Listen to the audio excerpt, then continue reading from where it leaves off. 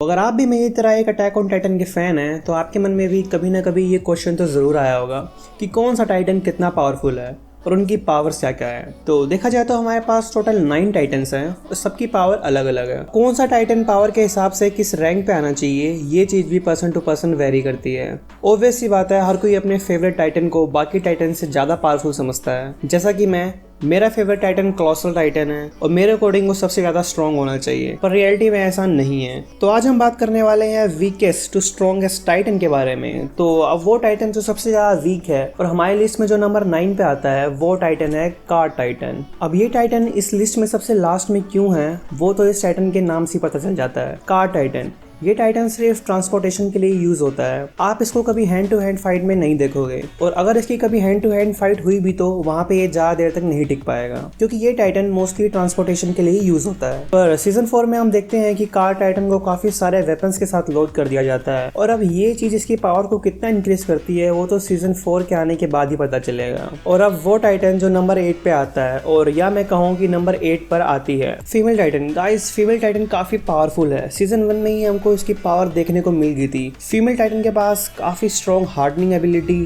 Fast reflexes and she can control pure Titan also. और सबसे बड़ा प्लस पॉइंट उसके hand to hand fighting skills. ये सभी एबिलिटीज काफी है उसे नंबर 8 पे लाने के लिए। और अब नंबर 7 की बात कर लेते हैं। तो नंबर 7 पे आते हैं आर्मर टाइटन। आर्मर टाइटन की पावर्स के बारे में आप सभी पहले से ही जानते होंगे। उसका ब्राउन कोटेड आर्मर इसकी पावर का मेन हाईलाइट है। आर्मर टाइटन को कोई हार्डनिंग एबिलिटी की जरूरत नहीं है क्योंकि वो पहले से ही आर्मर के अंदर है। उसका वो आर्मर काफी स्ट्रॉन्ग है, पर इसका ये मतलब नहीं कि वो अनब्रेकेबल है। हार्डनिंग एबिलिटी की मदद से उस आर्मर को ब्रेक किया जा सकता है। और मैं आपको अब ये भी बता दूं कि अगर आर्मर टाइटन चाहे तो वो अपने जॉइंट्स की आर्मर प्लेट को हटाकर पहले से काफी ज्यादा स्पीड में अटैक भी कर सकता है। और अब नंबर 6 पे आते हैं अटैक टाइटन। और अब अटैक टाइटन नंबर 6 पे इसलिए है क्योंकि इसने खुद को प्रूव किया है। अटैक टाइटन ने आर्मर टाइटन और फीमेल टाइटन दोनों को ही हैंड टू हैंड फाइट में हरा दिया था। आर्मर टाइटन जिसकी मेन एबिलिटी उसका आर्मर है, अटैक टाइटन ने उस आर्मर को भी ब्रेक कर दिया था और वो भी बिना किसी हार्डनिंग एबिलिटी के। और अब मैं आपको याद दिला दूं कि आर्मर टाइटन और फीमेल टाइटन जिनके यूजर रायनर और एनी हैं, उनको काफी एक्सपीरियंस है फाइट का एज ए टाइटन, क्योंकि वो काफी टाइम से अपनी इस टाइटन शिफ्टर की पावर का यूज कर रहे हैं। और दूसरी तरफ एरन जिसने मुश्किल से ही ट्रांसफॉर्म होना सीखा था, उसने आर्मर टाइटन और फीमेल टाइटन दोनों को ही हरा दिया।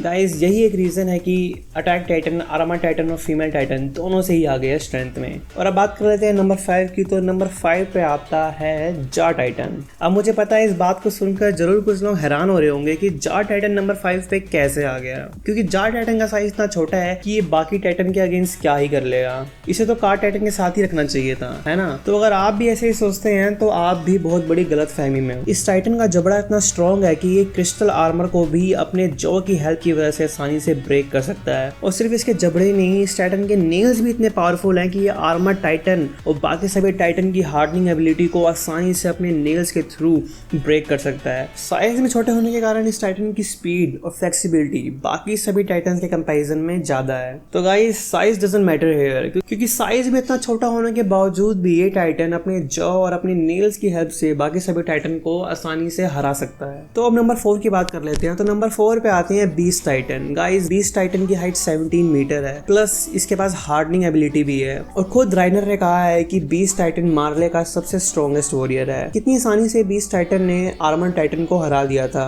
और अभी तक मैंने आपको बीस्ट टाइटन की स्पेशल एबिलिटी के बारे में बताया ही नहीं, जो कि है उसकी throwing ability. Guys, beast Titan की थ्रोइंग एबिलिटी इतनी एक्यूरेट है कि ये इसे एक लॉन्ग डिस्टेंस फाइटर बनाती है। मतलब हैंड टू हैंड कॉम्बैट तो बात की बात है, बीस्ट टाइटन बाकी टाइटन्स को अपने पास आने से पहले ही डिस्ट्रॉय कर सकता है। 17 metre tall, plus hardening ability, plus throwing ability, plus beast Titan के यूजर का रॉयल ब्लड इसे नंबर 4 पे लाता है। और गाइस, अब नंबर 3 पे आता है वॉर हैमर टाइटन। मैं आप सभी को पहले ही बता दूं कि हमने अभी तक इस टाइटन को एक्शन में नहीं देखा है, पर मांगा में जिस तरह इसकी पावर्स दिखाई गई है ना, वो इनफ है इसकी नंबर 3 पोजीशन के लिए। आर्मर टाइटन की तरह वॉर हैमर टाइटन भी एक क्रिस्टल आर्मर का यूज करता है और इस टाइटन के पास एबिलिटी है अपने वेपन को डिफरेंट वेपन्स में चेंज करने की, जैसे कि स्वॉर्ड, हैमर, क्रॉसबो, शील्ड। और इससे पहले मैंने आपको जितने भी टाइटन्स के बारे में बताया है ना, उन सभी टाइटन्स की हार्डनिंग एबिलिटी को ये सिर्फ अपनी स्वॉर्ड और हैमर के थ्रू ये आसानी से ब्रेक कर सकता है। और अब रही बात अगर बीस्ट टाइटन के थ्रोइंग एबिलिटी की, तो उससे बचने के लिए ये अपने वेपन को एक शील्ड में कन्वर्ट करके खुद को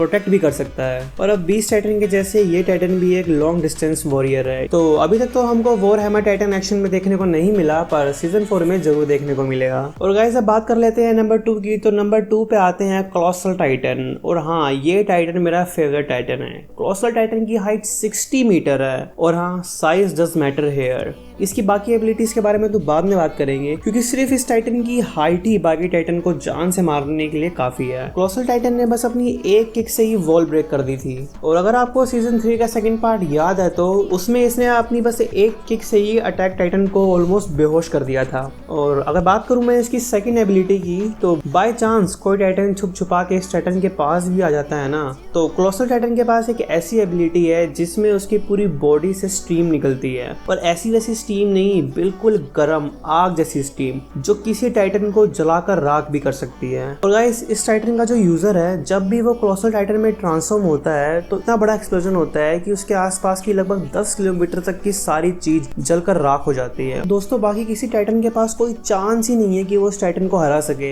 हराना तो दूर की बात है गाइस, जो इसके पास ही पहुंच जाए वही बहुत बड़ी बात होगी। और अब बात कर लेते हैं नंबर 1 पोजीशन की। तो नंबर 1 पे जो टाइटन है, उस टाइटन का नाम है फाउंडिंग टाइटन। फाउंडिंग टाइटन, जिसको हम टाइटन्स का गॉड भी कह सकते हैं। दोस्तों अगर फाउंडिंग टाइटन का यूजर अपनी पावर्स का सही तरीके से यूज करना सीख जाए तो वो कोलोसल टाइटन की पूरी एक आर्मी बना सकता है। सोचो अगर एक कोलोसल टाइटन इतना खतरनाक हो सकता है तो उसकी पूरी आर्मी क्या ही कर सकती है। और इसके साथ साथ ये सभी प्योर टाइटन्स को कंट्रोल भी कर सकता है। तो गाइस ये टाइटन नंबर 1 पे इसलिए है क्योंकि अगर कोई यूजर इसकी पावर्स का पूरा इस्तेमाल करता है तो वो उसकी हेल्प से बाकी सभी टाइटन शिफ्टर्स को पूरी तरीके से कंट्रोल भी कर सकता है। जी हाँ, सभी टाइटन्स। और फाउंडिंग टाइटन के पुराने जितने भी यूजर्स हैं उन सभी की मेमोरीज को भी देख सकता है। बाकी टाइटन्स को क्रिएट करने की एबिलिटी, उनको कंट्रोल करने की एबिलिटी, इसी वजह से गाइस इस टाइटन को गॉड ऑफ टाइटन भी कहा जाता है। और यही रीजन है गाइस ये टाइटन नंबर 1 पे है। तो आई होप गाइस आज की वीडियो आपको पसंद आई हो। ऐसे ही और एनिमे कंटेंट के लिए इस चैनल को सब्सक्राइब करें। मिलते हैं नेक्स्ट वीडियो में, तब तक के लिए टेक केयर।